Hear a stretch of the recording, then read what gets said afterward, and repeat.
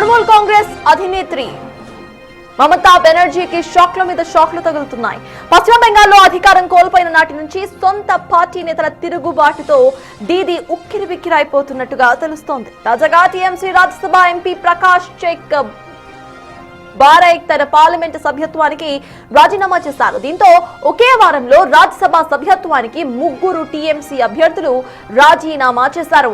ఇప్పటికే తృణమూల్ కాంగ్రెస్ కు చెందిన 2 కీలక రాజ్యసభ ఎంపీలు సుఖేందు శేఖర్ రాయ్, సుస్మితా దేవ్లు కూడా తమ పదవులతో పాటు పార్టీకి సైతం రాజీనామాను సమర్పించేశారు. తాజాగా ప్రకాష్ చెక్ బారైక్ సైతం వైదొలగడంతో రాజ్యసభలో తృణమూల్ కాంగ్రెస్ ఎంపీల సంఖ్య ఇప్పుడు కేవలం 9కి పడిపోయింది.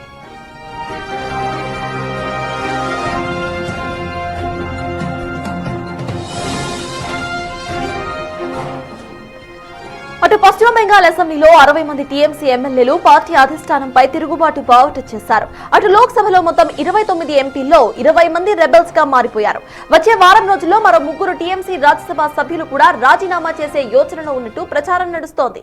ఈ వరుస పరిణామాలు ఆ పార్టీ అధినేత్రి మమతా బెనర్జీ నాయకత్వానికి పెద్ద సవాల్గానే మారింది.